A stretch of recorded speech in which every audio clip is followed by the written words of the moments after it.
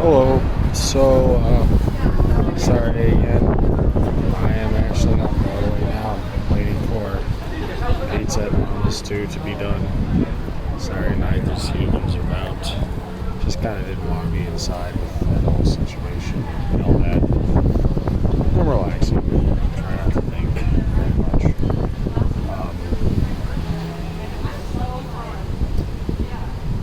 There's a lot of people wondering where I am, honestly. I'm wanting to engage with humanity until I get back on my feet, which is nice. I was going to continue the story, so I just finished the corporate concept section. What happened after that hearing? So once a year, they have mentioned my parents usually family go take me there. And that year after the story, I went with them. And Stacy messages me and she says, I want to meet you at the airport. Can I meet you at the airport? We broke up at this point. We weren't really talking. And I was like, well, of course you can.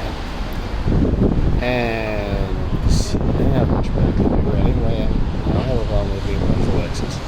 So she kisses me on the ferry from Rosen to Malta. And she's just acting like we're like together again. And later she reveals to me, this is at this point complete, like for sure a complete hoax. Like this is definitely not what she believed as far as I could tell. But essentially she said she believed we'd never broken up. And I was like, well yeah, we broke up, like that whole thing happened, we broke up. I was with 2 other people. And she was just like, oh my God, I cannot believe this. And I was like, well, if you want to get back together, it's not a problem. It's just, okay.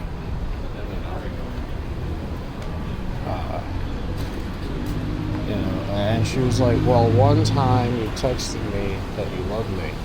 And like, I think I mentioned in the last quote-unquote episode, I was really having a hard time, And I texted her and I love her. And I said, no, we're back together, we have to be still talking. It wasn't anything like that. But our relationship starts up again on that weird note. She's like, oh my God, I can't believe you think we broke up. I cannot believe you were with anyone else. And then, if I'm not mistaken, it was later that month, she asked me to marry her. And absurd. Okay, but I took it seriously. I took it seriously because I was taking her sincerely. And I was legitimately like, well, if it doesn't work, being honest, like, I'm not ready for that right now. But that's true. I'm not ready for that right now. That means I'd have to work to get there. That means if it doesn't have what it takes to work out, it won't work out. And I wanted to work out. So I said yes.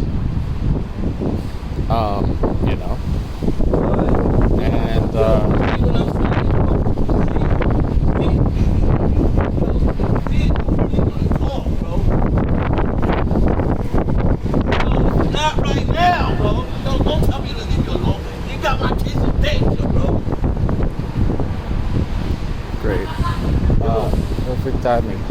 So essentially, yeah. And I'm not too worried because the pizza's done. And I just sort of wanted to get to that point, honestly. Essentially, yeah, I got there, and this person seemed a little naive, but she was an adult, and she was making these decisions, and she's quite earnest.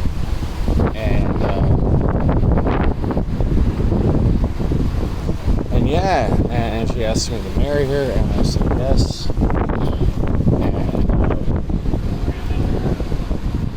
And it goes on from there. I come down from the second floor of my house. house in Malta and tell my mom. I was like, Mom, I have to tell you something. And she thinks that I've impregnated Stacy. They all, being Stacy, hey, like, oh, congratulations, And it was like one weird instance that even happened at that point. And it was literally Stacy, for whatever reason, started doing dishes in our house. And everyone was like, stop. I was like, stop. And then when I said stop, my mom said go. And it was really weird. And that's it, And at this point, I'm just sort of spieling. There's going to be more weird shit from there. But essentially, I had a low point, and then I went back to Malta, and Stacy was just sort of waiting for me, like she didn't even notice I'd broken up with her. And she described the situation with her friend Rob and how it wasn't healthy. I didn't really know how to break it up, and I didn't realize that's exactly what she was doing with me. Anyway, so I'm about done. I'm gonna go get pizza. Mr. Shouty Man.